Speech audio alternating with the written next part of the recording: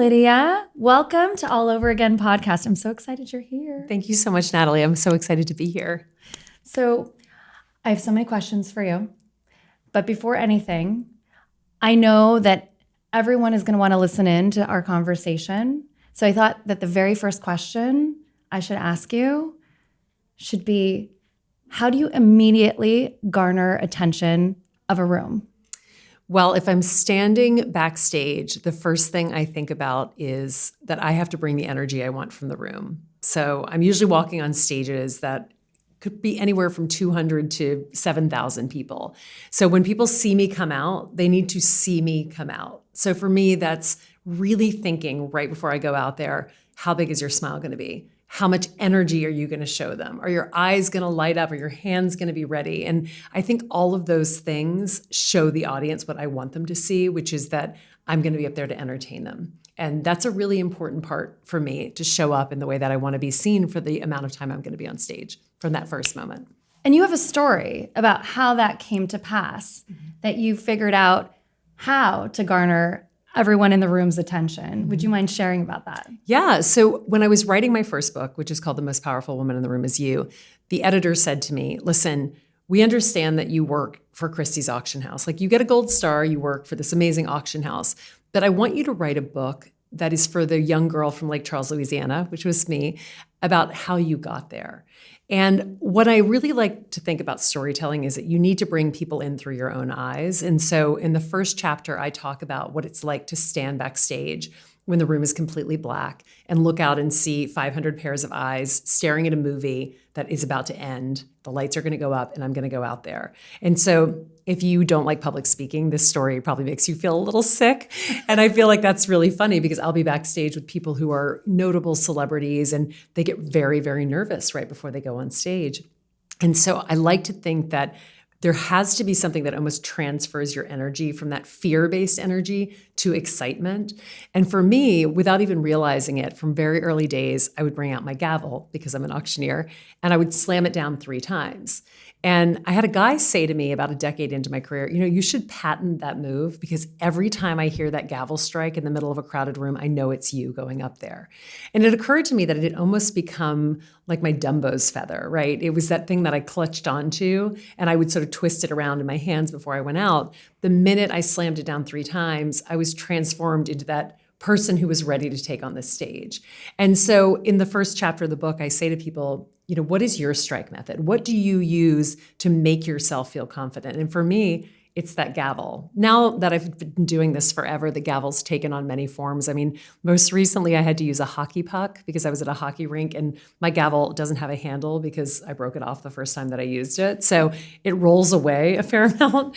And so there have been many times you'll see me under a table right before I'm about to go on stage because I've got to find the gavel, or in this case, it rolled off and we couldn't find it. So I've had to substitute certain things. And that night it was a hockey puck.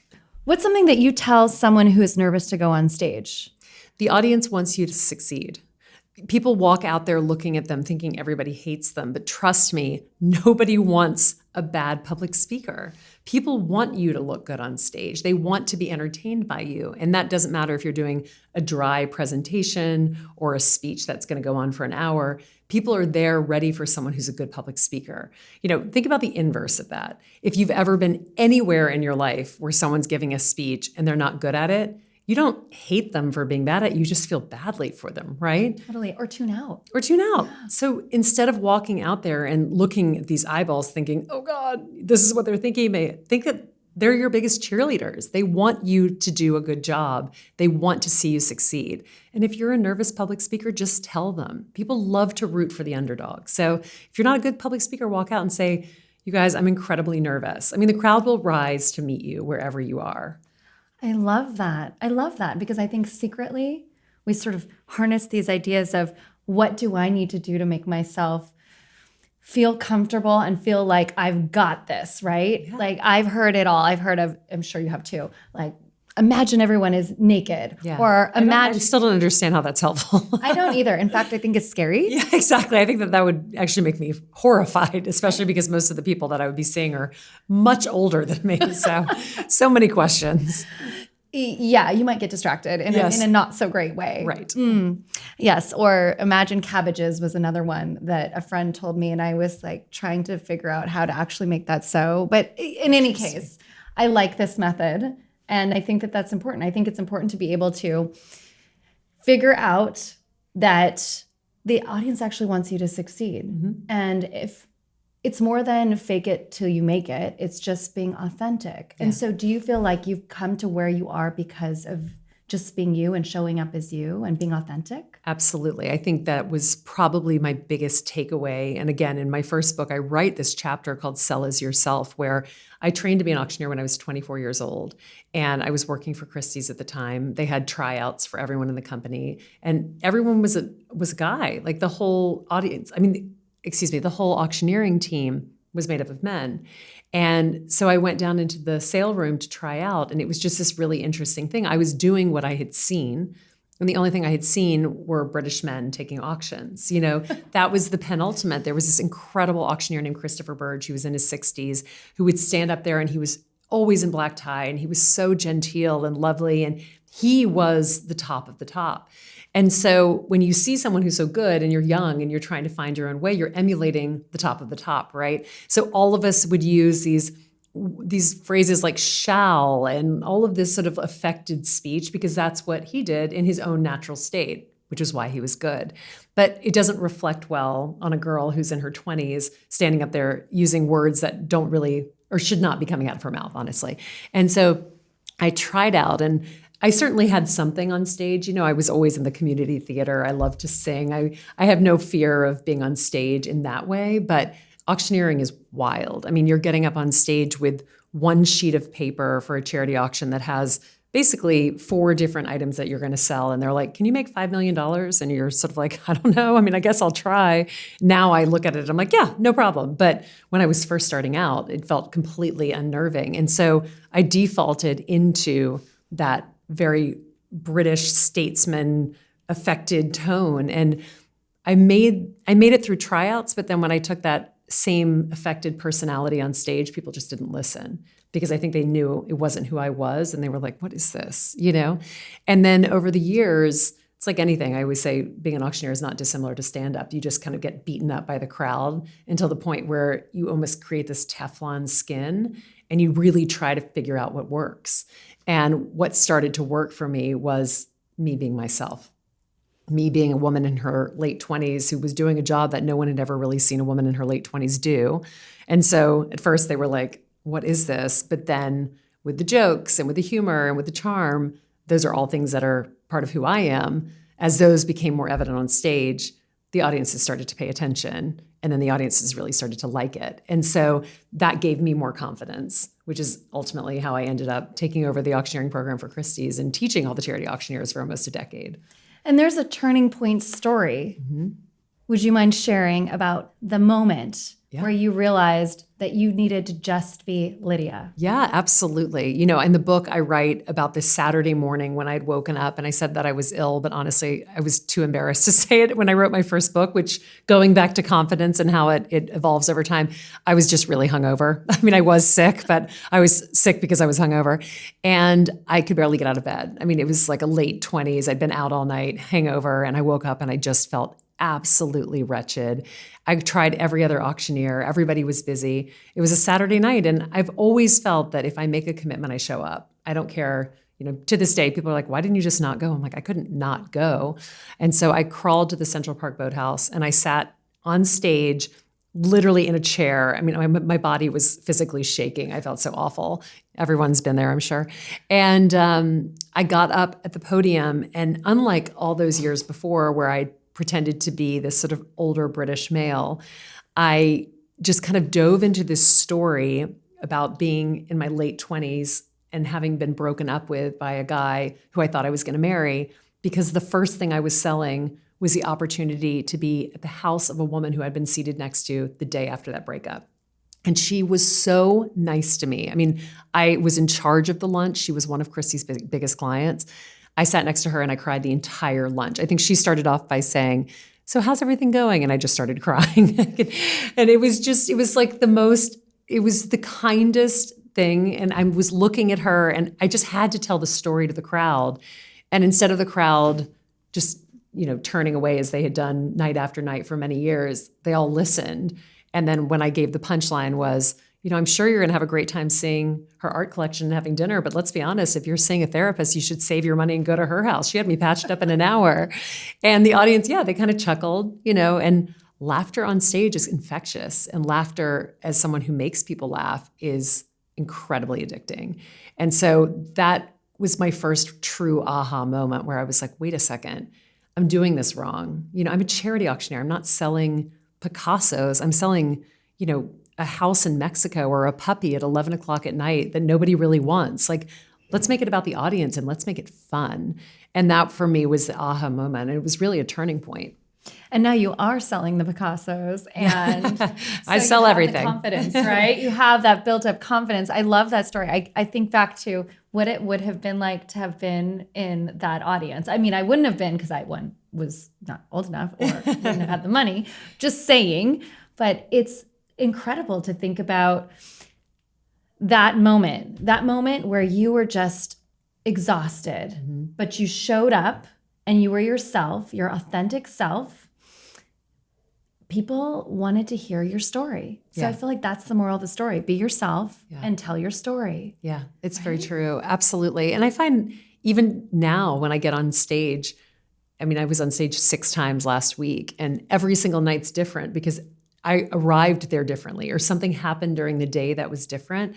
And I know a lot of people will just dive right into an auction or a speech, but I like to warm up the crowd a little bit, like tell them why I'm there, tell them my link or what happened on the way there that is funny, because I find that if I don't start by selling, it's almost like in a sales pitch. You don't want to walk in and be like, this is what I've got. You need to understand what the people in front of you want, right? You need to listen, and in my case, look and see what it's going to take to get them to pay attention. So it's almost like sales, but it's sales on a large scale. It's brilliant. And what was the pivotal moment where you thought, okay, I want to write books? Well, I honestly I guess this had been going on for years, where I would get off stage, I would sit at a table right before an auction, and then I would go up on the auction block, come back down after the charity auction, and there would be a woman who would be like, I could never do what you do. Like, I could never do that. And it was the same thing that there would also be someone standing stage right, same thing, where they would be like, I could never do that. I'm so bad at selling. When I make something and I try to sell it, I know that the people just don't like me, and that's why they're not buying it. And it's so interesting because I just remember feeling that way so often in my 20s and just feeling like, yeah, no, I totally know that feeling, but that's not true. And that's what I'd learned through charity auctioneering, standing on stage and having people reject me night after night. Like, there's always an underbidder. There's always someone who's not going to buy what I'm selling. But how do I get over that and then celebrate the person who does and think less about the person who says no and more about the person who thinks yes? And how do I strip away those layers of worrying about whether or not people like me? And so it came to me one night where I was like, I think I need to write a book about this, because I see the most incredible things. And frankly, I have these amazing stories that people are always at cocktail parties like, tell us about tell us the craziest auction. What's the coolest thing you've ever sold? Everybody always wants to know because it's an unusual career. And those two things combined, and I basically just started writing. And once I started writing, now I've written 2 books. I'm starting on my 3rd now. It's interesting because it's like once you start, it's almost like you don't want it to stop. It's really fun, and people really respond to it, which is really cool. So what was the craziest auction and experience that you've had to date?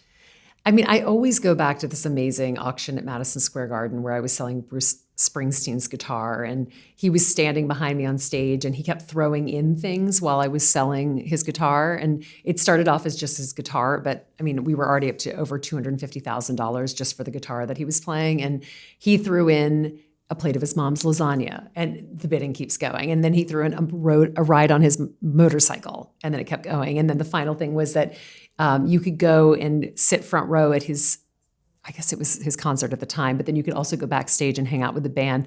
And he caveated that you would have to bring your own drugs because his band doesn't share. And it was so funny because, of course, I was up there like, oh my God, if my parents could hear this, they're going to die that I just said this. But it is so funny because that was just the most unbelievable event. And we went, I think the last bid was $370,000. And then right before I sold it, he leaned over and whispered, double it, meaning sell it twice. So I sold it to 2 bidders, which meant that there were 2 people who were going to get it, and they both paid $370,000. So we made $740,000 in like 4 minutes, and it was in front of 7,000 people at Madison Square Garden. And I remember the next morning getting up, because the funny part about my job is everything's late at night, but then I still take my kids to school most mornings if my husband's not doing it. And so that morning was my morning. And I remember showing up at the preschool, and this is the beauty of New York, like half of the people who were in this brand new preschool where my children were going to school had been there the night before. Of course. And they were like, what on earth is your job? It's so difficult to explain, but that's the fun part about living in New York. You can be on stage at Madison Square Garden, and then, at 8:00 the next morning, you're taking your 2-year-old to her preschool and running into people who were there watching. So it was a really cool night and a really fun morning and a great memory. I miss that about New York City. Now that I'm in the burbs, right? But I remember you could do so many things in a day. Yes. Right? It's Yes. like time sort of ceases to exist in the increments in which you are wherever you are, because everything is just a subway ride or a cab ride or a walk away. You know? Absolutely. It is so true. I do find that anytime I leave New York, I often say that I'm kind of ruined having lived here for so long, because if I'm any place where there aren't 15 things going on in a day, I'm like, what are we doing? Like, what are we doing, you guys? We have to do more things. And everyone's like, no, today is the day we go to Home Goods and then we go swimming. And like, those are the 2 things. And it's almost like I'm built now for 9 things as opposed to 2. And so a lot of times when I go places outside of New York, I have to really consciously say to myself, like, just be present, just relax. But it's hard. It really is. At the same time, what I'm hearing is you are somebody who wants to live life and experience it all. And that's a great thing. And I think that can be present too. You just want to do it all. Yeah, I do. I really love to do a lot of different things. And I've gotten to the point at this point in my life and my career where I'm not scared of things not working out. I actually think it's quite funny when they don't. It's Nora Ephron once said, everything is copy. And I feel like when you're writing books about confidence, a lot of it is testing out whether or not these things really apply to you. And in some cases, I've definitely had moments that have bruised my confidence, especially in the past couple of years. But I've also learned that because that has happened, it's allowed me to try for bigger things and swing bigger, because you just realize it doesn't kill you. Just emboldens you to try more bigger things.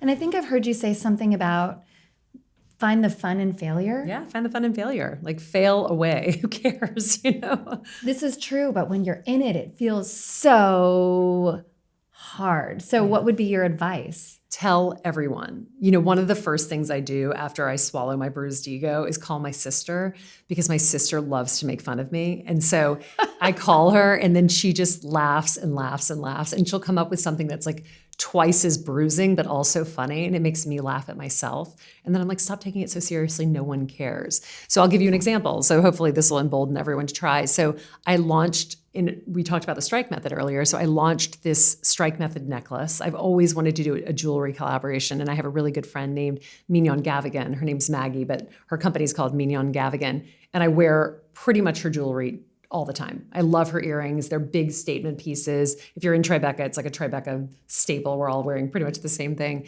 But so I called her and I said, I want to do like a little line of mini gavel charms that people can wear. Like if they don't have a strike method or they can't think of one and they want to feel powerful, they could have their gavel.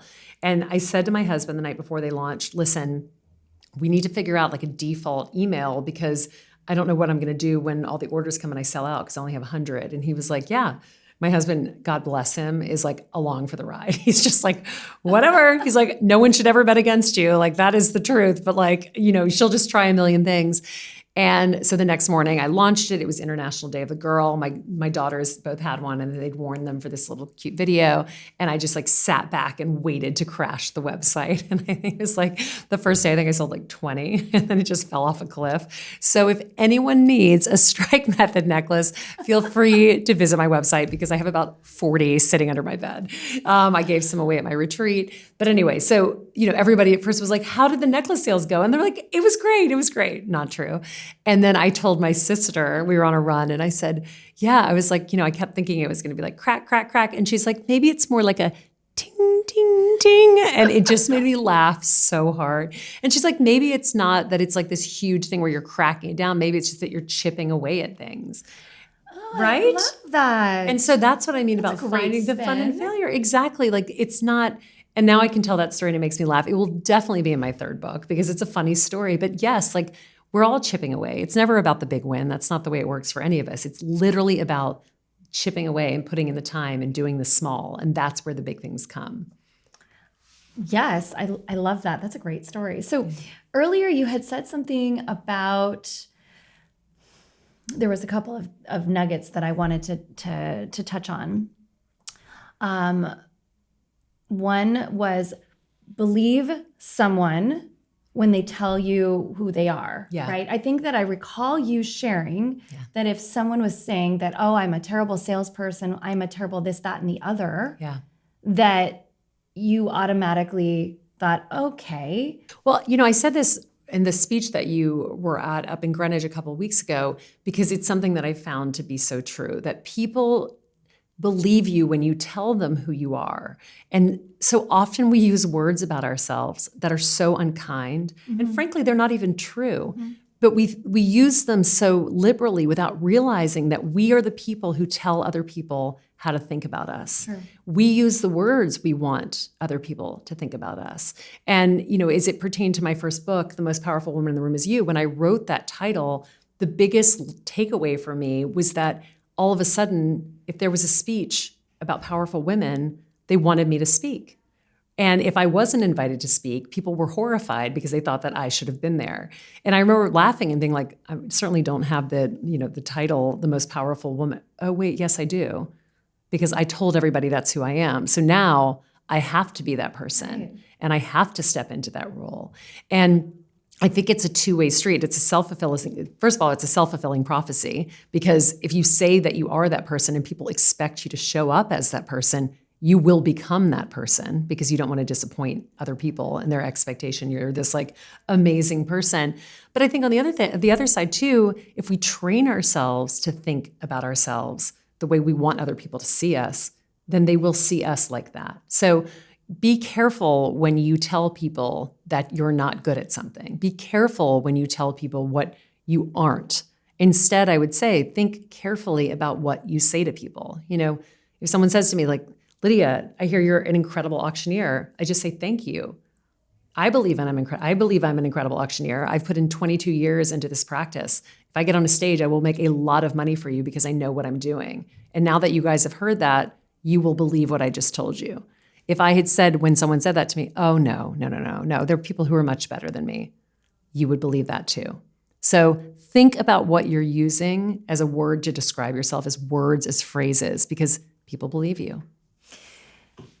Yet men can do the deprecating sort of humor and get away with it, and people still think they're awesome. Yeah. So why is that there's this double-edged sword? In fact, that just goes back to the authenticity discussion we had earlier. Like, I don't want to say it's a double standard, but in a way it almost is, right? Just be you and who you are. I feel like men can say like, oh, I'm terrible at XYZ. And then everyone's like, oh, haha, you're so funny. Yeah. Yet when we show up and we say, I'm terrible at XYZ, people do. They believe you. And then. But do you hear what you just said though? Because I think that humor has a way of evening it all out. So remember what you just said, the guy was like, I'm not that good at it. I'm great at that. Something like that. Like a guy can say something like that because it's funny, but a girl can say, that's honestly, most of my career, I've been using humor to deflect things or to sort of pass things along. Sure. Because I do think that that's an easy way out. But I think that women take themselves seriously when they tell you that they're not good at something. Whereas I don't think that guys often do that as much. And I have two brothers, and I feel like, and a very strong-willed father, but between sort of watching their dynamics in life, if they're putting themselves down, it's not done seriously. I've never heard my dad say, I'm not a great lawyer. I've never heard those words come out of my father's mouth. And I don't think I ever will, because he would never tell you that, because he understands the power of words. And that therein is the difference, right? It's the delivery of whatever you're sharing. So if it's done if you're sharing in a humor-filled way, something that is self-deprecating, then yes, you may get away with that, right? Yeah. But yet, if you say it seriously because you're trying to be humble, then it backfires. Yeah. So that's really the difference. Yeah. So it's the delivery. And we're coming back to why you're so good on stage. Yeah. There you go. Right? It's all about the delivery. And when you tell people who you are, they believe you. Right. So to that end, you have a beautiful orange sweater on that says Superwoman. Yes. So we need to believe you. You better believe me. You're telling us you are Superwoman. I feel like Superwoman sometimes when I'm flying around the country and, keeping track of my 3 children's lives and making sure that they're doing what they're supposed to be doing and launching a 3rd book. And I don't mind using that word. I think that we're all superwomen in our own way. I mean, my God, think about the things that we take on over the course of a day, I actually was thinking that this morning. It was probably 9 o'clock in the morning, and I was watching this woman in front of me who was definitely younger, getting her coffee, and she looked so rested. And I was thinking, my God, it's 9 o'clock in the morning. I've gotten my 3 children up. My husband and I make breakfast. Our deal is always that one person takes the kids to school and the other person's responsible for breakfast. And so you get yourself dressed, you get the kids dressed, and you get them out the door. And the other person's kind of doing all the back end, making breakfast and making sure that they're moving while you're getting dressed. And so anyway, I got them to school, got my coffee, walked almost more than a mile and a half home, had already had 2 calls. And I walk in and this girl's getting coffee. I'm like, God, we have had very different mornings. So in a moment like that, I do feel like Superwoman, yes. And you are. Yeah. And just what does that feel like to be rested? When is the last time, right? Yeah. I don't know. I feel like I slept well last night. People always say to me, you must never sleep, because there are days where sleep is not on the books in the same way that I think it would be for most normal people. I don't get off stage till some nights 10 or 11 o'clock at night. And by the time I get home and the adrenaline's gone down, it's well after midnight. And then again, you have kids. I get up in the 6s always. I just kind of naturally wake up in the 6s because then it gives me time to prep before the kids get up at 7. And it's interesting because I do think sometimes that there's just a moment where my whole body just needs to sleep. And that was last night. I was in bed at 10 and I slept until 6 this morning, solidly without moving. Oh, that's amazing. Yeah, it was a solid 8 hours. So a solid 8 hours is heavenly, isn't it? It is. It's so contrary to when we were younger. I know, totally. Right? You're clearly an extrovert. Yes. So you like to be out and about and you thrive off of the energy. Yeah. I get that. I feel that. I sometimes can be so exhausted, yet I can't stop the spinning in my head to actually get the rest because I'm so jammed up, pumped up and excited about all of the different things. How do you, after a big night on stage and having big wins, how do you turn it off? Do you turn it off? The nights after auctions for me are never great sleep. And I know that. I think it's really about knowing yourself. And, I talk a lot in Claim Your Confidence in my 2nd book about sprints and plateaus. Those are words I use very intentionally with my children. As I said when we sat down, I had 6 auctions last week. So I had Monday, Tuesday, 2 on Wednesday night in the city. And then Thursday, I flew out to San Francisco and took a red-eye home after the auction. Friday, I was home, and then Saturday night, I had an auction as well. And I really did not get good sleep for any of those nights because I get off stage and there's so much adrenaline that it's almost like I'm buzzing. And I just know that. But I knew that on Sunday, I would not have an auction. And so, Sunday night, I was I need to get in bed by 9 so that I can go to sleep at 10 and actually sleep. And last night, I didn't have an auction, and now I feel fine. So it's really, I don't ever think of it as this, I'm never going to sleep again. It's I'm about to go into 2 weeks, starting next week, of nonstop travel. I'll be on the West Coast 3 times in 9 days and on an auction stage all over the country on all of those days in between.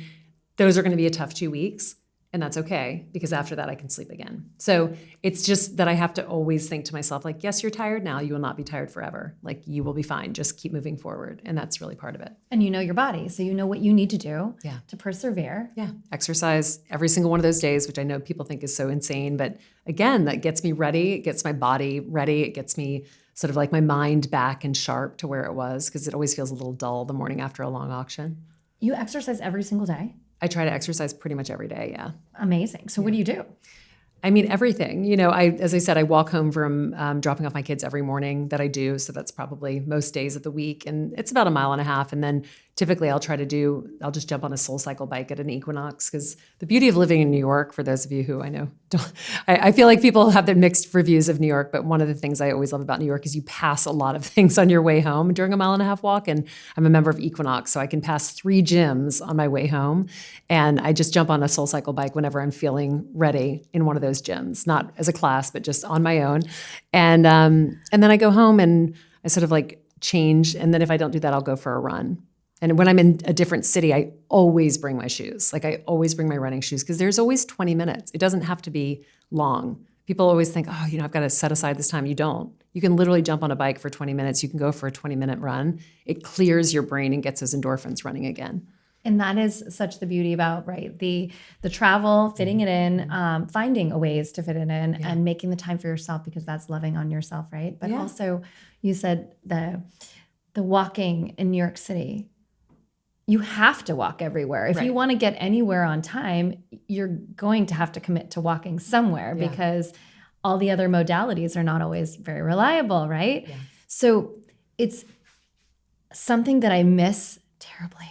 Yeah. I miss the walking, because that in and of itself is a built-in element of movement. Yeah. Right? There's so much physicality. I used to think this when I had 3 children who were all in 4 years in New York City. And I'd have 1 child in a baby Bjorn and 2 in a stroller, like a double stroller.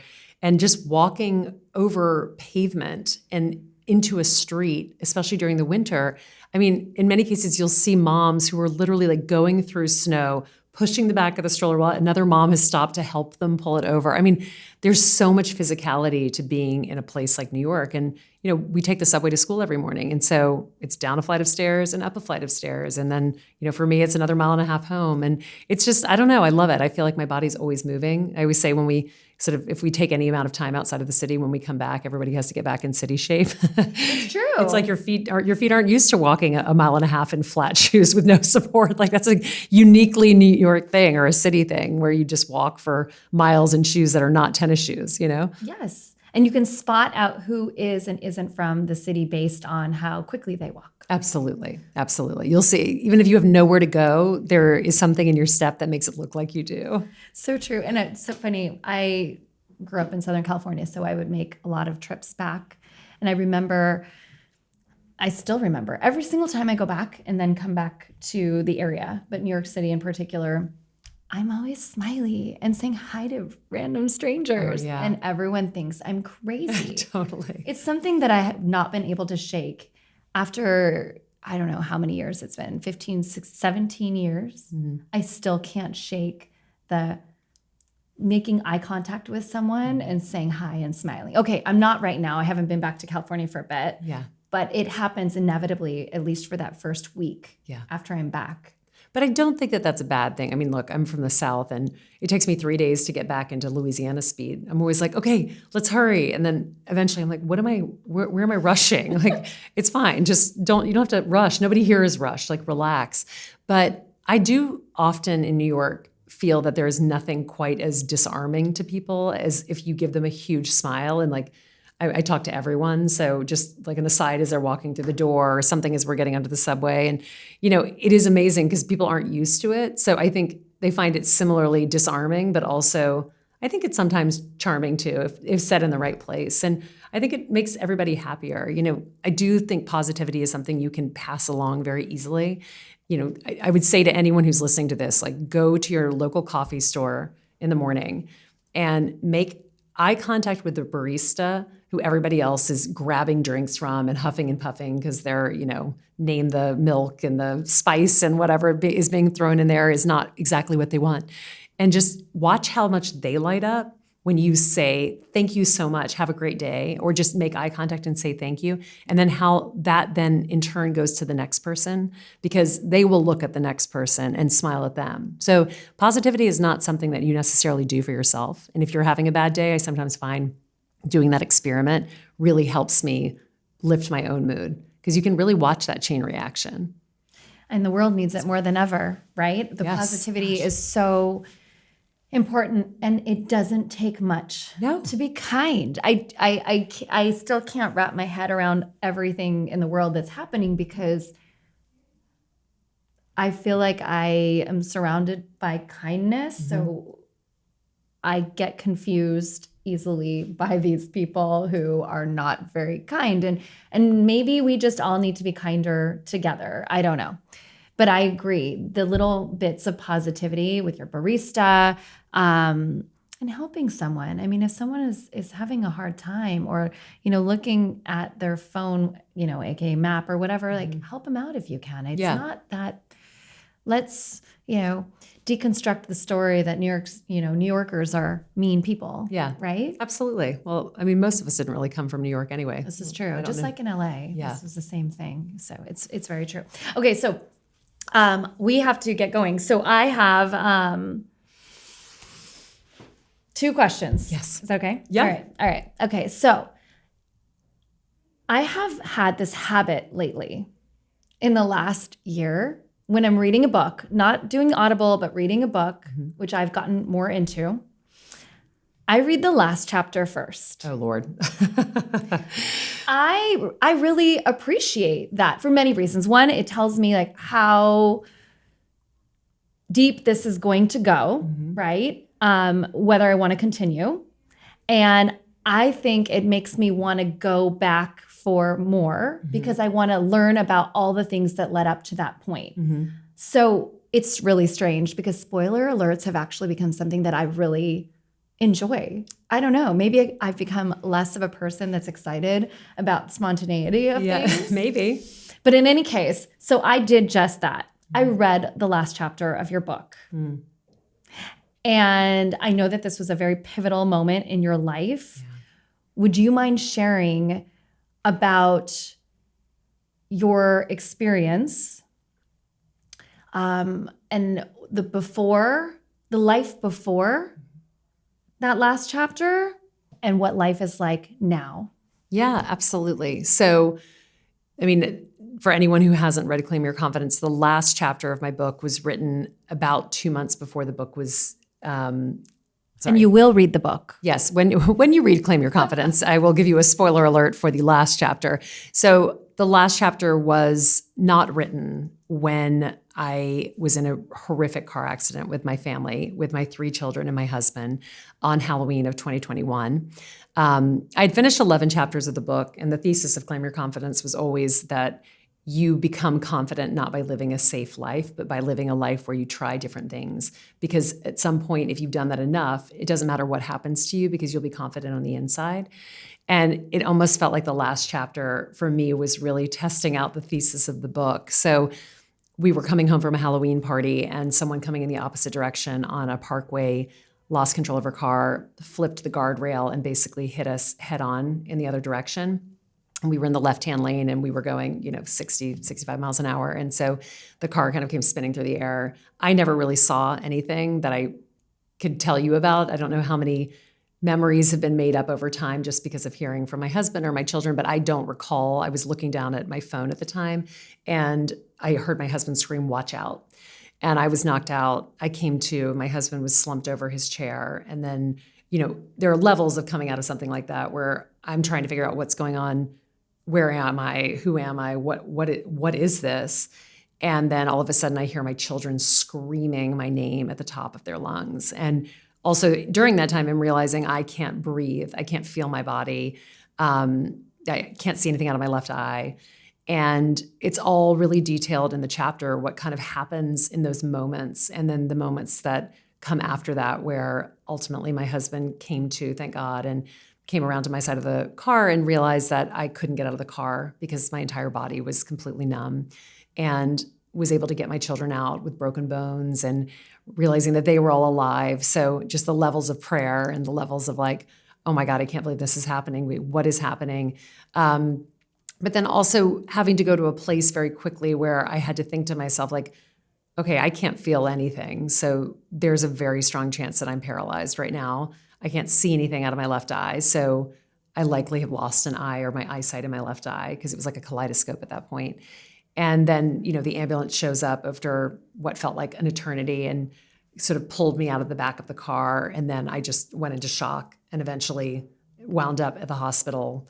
And the whole time, and I say this time and time again, like I kept having these flashes where I was underneath the lights in the OR or the ER at that point, and all these doctors are talking over me. And I just kept thinking, like, I don't think you guys realize how cool I am. Like, I don't think you realize, like, I'm a really fun, cool person. And I know that my body is destroyed, but like, I'm not destroyed and I'm not going to be destroyed.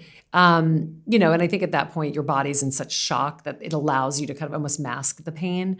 But there was this pivotal moment where they pulled us all into a room, and I'd seen my husband and my children get out of the car. So I assumed when they said everyone's going to come see you, I assumed that they were going to walk in. And instead they brought my entire family at that point, my 4, 6, and 8-year-old children and my husband, all on stretchers, all in neck braces. My husband's arm was like bound around his arm, which we later found out he'd shattered his entire left wrist. My daughter had broken bones. The other two, like they were worried about, the impact of the accident and all of the things. And we were sitting there, and my in-laws, who we'd just been with at the party that we'd left with 40 of our friends, had already arrived at the hospital. My sister-in-law was there, and everybody was just in shock. And I kept thinking to myself and to my sister, who I told you earlier is always the one that makes me laugh so hard. Like, I kept thinking to myself, like, do you guys, like, I'm still here. Like, I know that my body's broken. I know, like, my face is covered in blood, but like, I'm still here. And I'm watching all of this unfold with my children and holding 2 of my children's arms. And I had this memory of a story of ultramarathoners that used to run in packs, and they would run in packs because when their bodies started to break down, they would start to basically chant to each other, like, you are fine. And the person would repeat it until their mind overtook their body, and they would repeat it back. And so I started saying to my children, like, you guys, this was so scary, but like, my in-laws, Bibi and Ba, are here, and Aunt Hillary's here, and Aunt Caitlin's here, and like, we are fine, and like, we're going to be fine. And just watching them respond to that, and like, then all of a sudden sort of telling me the stories of what they remember from the accident. It was like we all had this light and this lightness that came as a result of that. And that for me became the genesis of that last chapter, because that phrase for me became almost my own battle cry, which, I went in for a surgery almost immediately after that because they thought I was bleeding out internally and they weren't sure that I was going to live, honestly. And then from there, it was my back going to be okay? And it was just like every turn, things were going to be okay. The pain was horrendous. I mean, I still to this day say, like, you cannot believe how much pain your body can take and still be alive. But on the days when it was the worst, I would say to myself, like, over and over again, you are fine. You are fine. And I truly believe that when you claim your confidence, you can get there no matter how bad the circumstances. Like, if I was paralyzed, I would still take auctions. If I had lost an eye, I would still take auctions. I would still write books. Like, none of that would change because I'm confident in who I am. And so that became the last chapter of the book. And we thought about starting it with that chapter, but then I got worried that nobody would ever read past it because everyone who reads it cries so much that I was like, I don't want people to think that that's what the whole thing's about. And to me, it seemed like the perfect end to it. But what I'm also appreciating as I'm reading the book is that it's your personal story. Yeah. It's not defining who you are. Yeah. But it's an experience that has framed who you were and who you will continue to be. Yeah. And I love that you have this energetic lightness that you were able to carry through. And call me woo-woo, but I believe, looking at you right now, that crazy experience and your positive thoughts and your true belief that you are fine and that your family would be fine was a prayer that was answered. Yeah. Well, I think it's, as it goes back to everything, it's a self-fulfilling prophecy. If I tell you I'm going to be fine, that I'm going to be fine because I have to live up to that. So when I said to my children every morning, no, I'm fine. And I would get out of bed, no matter how much it hurt, to be in the kitchen, to be there for breakfast, whether or not I could make it. My mom moved in to help us. My husband had like one arm. I mean, we used to laugh that we couldn't complete any task without the other person. Like, I couldn't blow up a balloon because I'd broken 7 ribs, but I could tie the balloon, whereas my husband could blow it up, but he couldn't tie it. So we had all of these things that we had to do together. We were like, we almost make up one complete person. But I think that, all of those things taught me a lot of lessons. It taught me to slow down a little bit, although I seem to have forgotten that lesson, but that's okay. But my dad said to me, he's like, I almost feel like it was like you went literally, your whole world just completely was blown up overnight, and you've come back twice as bright and twice as strong. And I was like, I honestly feel like that sometimes. I feel like that for me was the realization that this doesn't go on forever. So if I'm here and I've been given this life, like, why shouldn't I do it all? Why shouldn't I write the books and do the podcasts and do everything I possibly can and just take as much as I can while I'm here? Live the life. Live the life. Be a great mom. Be a great partner to your husband. You are doing such amazing things on so many world stages. Yeah. Right? Travel the world, see it all. It doesn't have to be limited. I think, again, going back to what we said earlier, it's like you are the 4 walls of your own creation, yes. Right? Those 4 walls are the only limitations. And frankly, if you allow someone else to put them around you, what a waste. Where are those walls? Who cares? Just go, do whatever you want. Speaking of the end of the story, which should have been the beginning of the story, I was so enthralled in the conversation, I forgot to ask you, knowing what you know now, yeah. Would you do anything all over again? I mean, I think I would do it all over again exactly the way it is. The weirdest part about that accident was, in many ways, it showed me what I had. I said to my mom afterwards, I almost feel like I saw my own funeral.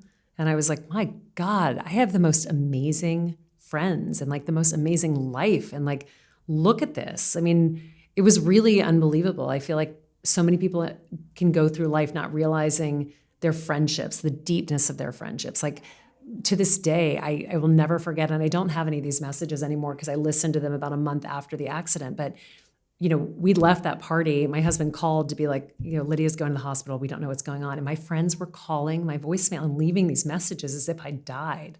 It still makes me get choked up because it's like to hear your friends like weeping into your phone, like, please don't be dead. Please call me back. Please call me back. I love you. I love you. Like, it's really like a powerful thing. And one of my best friends who has a really hilarious sense of humor, I remember calling afterwards and saying like, well, aren't you lucky I didn't die? Because clearly you would have missed me and you don't always act like that. She's like, and she called me back and she was crying. She's like, I would have really missed you. I'm like, well, wasn't that a wake-up call you really needed then? But it's a beautiful thing. It really is. And so I don't think that there's a single thing I would do differently. I hear so much gratitude on such a high level. So much. I mean, how much more grateful could I have been that all 3 of my children walked out of that accident alive? It was, there were inches that things could have gone differently, and they didn't. So I truly have nothing but gratitude. And I feel grateful for my family that pulled us through that. I feel grateful for my friends who surrounded us. I like to say they scaffolded us with love. There was nowhere to go. We couldn't get out of our front door. There were like flowers and socks and candy and chocolate. There was a food train that was going on for months until my husband and I finally were like, listen, we live in New York. We can call takeout. Like, I know you guys want to be helpful and we don't want to turn off that because we love it, but like, we can just call the people. Like, you don't have to order us food anymore. But yeah, it was an amazing thing, and it's been a real wake up call for me for the rest of my life. How incredible to feel loved during your lifetime. Yeah, and not, being unable to hear it because it's too late and you can't, and you're on the other side, right? Yeah. Most people hear or experience the love after they've passed on. Yes. So that's so incredible. Yeah. If you could share one message with every single person in the world, if there was a modality to do that, what would it be? Live a big life. Don't worry what other people think. Just get out there and do what you want to do, because you only get one life, and I don't think we realize that unless you have a wake-up call like I did. You're not floating along. Like, be intentional about what you want to do. that wasn't one thing. But anyway, they're all circling around the same thing. Just go out and do it. Don't be scared. Just do it. And claim your confidence. Yeah, and claim your confidence. Lydia, thank you so much for joining me here today. Yeah, Natalie, thank you. It was such a pleasure. Thank you for having me. The pleasure was all mine. Thank you.